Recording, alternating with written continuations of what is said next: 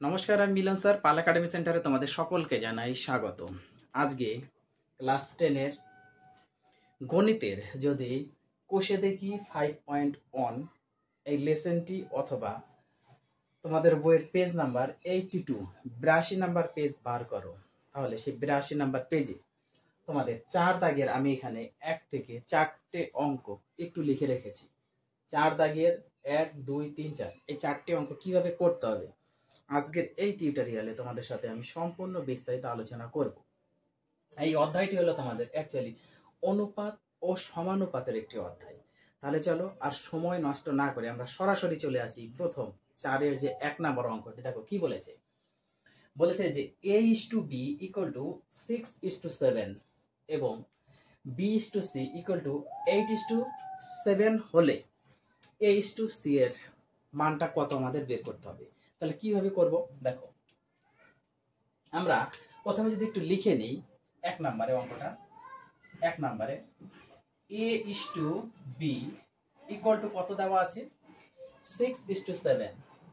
6:7। তো এই জিনিসটাকে আমরা কি করব, এইভাবে করব, ইস্টুটাকে আমরা ভগ্নাংশে নিয়ে আসব। a/b = তাহলে এই ক্ষেত্রে 6/7 অবশ্যই আমরা লিখতে পারি, তাই না? তাহলে এটা যদি আমরা ডট ডট দিয়ে 1 নাম্বার সমীকরণ হিসাবে একটু রাখি, ওকে। পরেরটা যদি আমরা এবার বসাই, b:c কত আছে, b:c = 8:7 দেওয়া আছে। সেম ভাবে এটাকে যদি আমরা একটু ভগ্নাংশে আনি, b/c = 8/7, ওকে। এইভাবে ডট ডট দিয়ে এটাকে যদি আমরা 2 নং সমীকরণ হিসাবে একটু রাখি, তাহলে 1 আর 2 এই দুইটা সমীকরণ যদি এবার আমরা একটু মাল্টিপ্লাই করি, যদি গুণ করি, 1 নং ইন্টু 2 নং করে পাই, ওকে। 1 নং ইন্টু 2 নং করে পাই। কি পাচ্ছি দেখো, কি পাই সেটা আমরা এবার একটু বসাবো। এবার 1 নং এর প্রথমে a/b ইন্টু 2 নং এর প্রথমে আছে b/c, ওকে, সমান সমান 1 নং এর প্রথমের সংখ্যাগুলো এবার বসাবো 6/7 ইন্টু 2 নং এর সংখ্যাগুলো বসাবো 8/7, তাই তো? 6/7 ইন্টু 8/7। এইবার এদিকে একটু খেয়াল করো, এই দেখো b আর b কেটে যাবে, তাই না? তাহলে b যদি কেটে যায় তাহলে আমাদের আছে কিন্তু a/c = এটা আমরা কাটাকুটি করতে পারছি না, সেহেতু আমাদের উপরে উপরে এবং নিচে নিচে গুণ করতে হবে। 6 48, 48/7 ওকে। তাহলে এখান থেকে আমরা সরাসরি লিখতে পারি না। যদি আমরা ইস্টুকে ভগ্নাংশ করতে পারি তাহলে এখানে ভগ্নাংশ আছে, তাহলে আমরা ইস্টু লিখতে পারি অবশ্যই। তার মানে এখান থেকে a:c = আমরা 48:49, অর্থাৎ 48:49। এটা হচ্ছে তোমাদের প্রথম অঙ্কের অ্যান্সার। আশা করি বুঝতে কোনো সমস্যা নেই। যদি সমস্যা থাকে অবশ্যই আমাকে জানাবে। এবার আসি আমরা 2 নম্বর অঙ্কটা। দেখো 2 নম্বর অঙ্কে কি বলেছে, 2 নম্বর অঙ্কটা এবার একটু আমরা করি। কি দেওয়া আছে, a:b = 2:3, b:c = 4:5 হলে c:d 6:7 হলে h:d এর মান নির্ণয় করতে হবে। প্রথমে ছিল আমাদের দুটো 1 নাম্বার, এবার আসছে আমাদের 3টে। তাহলে 3টাই আমরা এইভাবে করব। প্রথমে দেখো কি আছে, এটা হচ্ছে 2 নাম্বার অঙ্ক, ওকে। a:b = দেওয়া আছে 2:3, 2:3। তাহলে এই জিনিসটাকে আমরা a/b আকারে লিখে রাখবো = 2/3। এটা ডট ডট ডট ডট দিয়ে আমরা 1 নং সমীকরণ হিসেবে রাখি, ওকে। তারপরটা কত আছে, b:c। তাহলে b:c = দেওয়া আছে 4:5। তার মানে এটাকে আমরা b/c = 4/5 এইভাবে লিখতে পারি। এটা হচ্ছে আমরা 2 নং সমীকরণ দিয়ে রাখি, ওকে। আরেকটা আছে আমাদের c:d। তাহলে c:d = দেওয়া আছে 6:7, 6:7। তাহলে এটাকে আমরা c/d = 6/7 এইভাবে ডট ডট ডট দিয়ে এটা হচ্ছে আমরা 3 নাম্বার হিসাবে রাখবো, ওকে। তাহলে 1, 2, 3 তিনটে সমীকরণ পেলাম। এখন 1, 2 এবং 3 এই তিনটে সমীকরণ যদি আমরা একটু মাল্টিপ্লাই করি তাহলে কি এসে দাঁড়াচ্ছে দেখো, এখানে করি, ওকে। 1 নং গুণ 2 নং গুণ 3 নং, তাই না, করে পাই। করে পাই।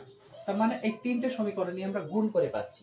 তাহলে প্রথমটার a বাই বি আমরা বসাই, a বাই বি ইন্টু পরেরটার বি বাই সি বসাবো ইন্টু 3 নাম্বারটার সি বাই ডি আমরা বসিয়ে দিব, ইকুয়াল টু প্রথমটার কত এসেছে 2/3 ইন্টু পরেরটার এসেছে 4/5 ইন্টু 3 নাম্বারটা এসেছে 6/7, তাই না? এবার যেটা যেটা কাটাকুটি যাবে কাটতে হবে। দেখো এখানে কোনাকুনি সি সি কেটে যাচ্ছে, কোনাকুনি বি বি কেটে যাচ্ছে, তার মানে আমাদের উপরে আছে এ আর নিচে আছে ডি, তাহলে এ বাই ডি ইকুয়াল টু, এবার আমরা একটু কাটাকুটি করি, এখানে 3 দ্বারা 6 অবশ্যই কাটবে, 3 দুগুণা 6, আর কিছু কাটছে না। তাহলে উপরে উপরে যদি গুণ করি 4 দুগুণা 8, 8 দুগুণা 16, তাহলে উপরে হচ্ছে 16 বাই নিচে কত হচ্ছে 5 আর 7 আছে, 5 7 35। ওকে, তাহলে এখান থেকে আমরা সরাসরি লিখতে পারি না সরাসরি, অতএব a ইস টু ডি সমান সমান 16:35। ওকে, আশা করি তোমাদের 2 নম্বর অঙ্ক নিয়ে কোনো সমস্যা নেই। তাহলে আমাদের 1 নাম্বার এবং 2 নাম্বার এই দুটো অঙ্ক ক্লিয়ার হলো। এইবার আসি আমরা 3 নাম্বার অঙ্ক। এই 3 নাম্বার অঙ্কটা খুবই ইম্পর্টেন্ট অঙ্ক, তোমাদের 3 এবং 4 এই ধরনের অঙ্ক তোমরা পাবে মাধ্যমিকে। চলো সময় নষ্ট করবো না, সরাসরি করবো আমরা। কি আছে a ইস টু বি সমান সমান 3:4। দেখো এটা হচ্ছে 3 number. Okay, a is to b সমান সমান 3:4, এটা আমরা ডট ডট ডট ডট দিয়ে 1 নং হিসাবে রেখে দিই। ওকে, তারপরটা কত আছে এটা লিখলাম আমরা। এবার এইটা b ইস টু সি সমান সমান 2:3, তাহলে b ইস টু সি সমান সমান কত আছে 2:3, এটা আমরা ডট ডট দিয়ে 2 নং হিসাবে রাখি। এখন একটু খেয়াল করো, কি খেয়াল করবে তোমরা, a ইস টু বি, তার মানে a বলতে আমাদের প্রথম পদটা আর b বলতে হচ্ছে আমাদের পরের পদটা, তাহলে a হচ্ছে 3, b হচ্ছে 4, তাই না?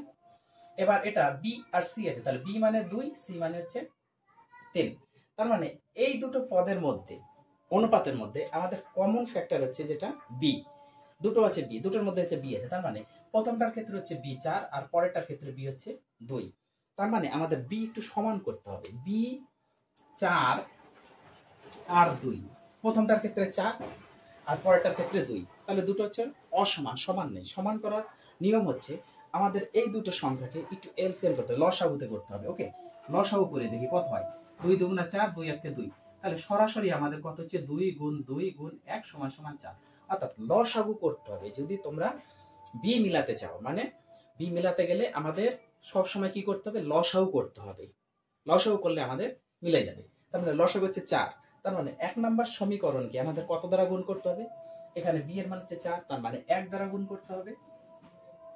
আর 2 নাম্বার সমীকরণকে আমাদের বি হচ্ছে 2, তার মানে 2 এর সাথে 2 গুণ করতে হবে, তাহলে আমরা 4 পাবো, তাই না?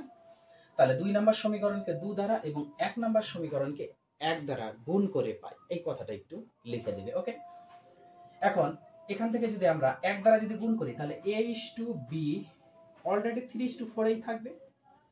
এবার 2 দ্বারা যেহেতু এটা গুণ হচ্ছে, b ইস টু সি সমান সমান 2 দুগুণা 4 আর 3 দুগুণা 6। ওকে, এইভাবে কিন্তু তোমাদের করতে হবে। যদি সমস্যা থাকে আমাকে বলবে, আমি আবার বুঝিয়ে দেবো, আশা করি কোনো সমস্যা নেই। এইবার আমরা সরাসরি লিখে দিতে পারি a is to b is to c equal to কত, a মানে হচ্ছে 3, b তো আর ডবল বসানো যাবে না, b হচ্ছে একটাই, b হচ্ছে 4 ইস টু সি মানে কত 6, আর এই অনুপাত থেকে কোনো কাটাকুটি যাচ্ছে না, তাহলে সঠিক অ্যান্সার যেটা এসে দাঁড়ালো 3:4:6 হচ্ছে আমাদের a is to b is to c এর মান। ওকে, 3 নাম্বার যদি বুঝতে না পারো সেম ভাবে আমরা 4 নাম্বারটা করব। ওকে, দেখো সেম পদ্ধতি। 4 নাম্বারে কি আছে আমরা একটু বসিয়ে নিই, x ইস টু y সমান সমান দেওয়া আছে 2:3, এইটা আমরা ডট ডট ডট ডট দিয়ে 1 নাম্বার সমীকরণ লিখবো। আর পরেরটা আছে y ইস টু z সমান সমান কত 4:7 আছে, এটা ডট ডট ডট দিয়ে আমরা 2 নং সমীকরণ লিখবো এবং পাশে একটু আমরা গুণ দিয়ে রাখি। কেন গুণ দিলাম, কারণ দুটোর মধ্যে y আছে, আমাদের এই yটাকে মিলাতে হবে। তাহলে প্রথমটার ক্ষেত্রে y 3 এবং দ্বিতীয়টার ক্ষেত্রে y হচ্ছে 4, তাহলে 3 আর 4 দুটো আলাদা।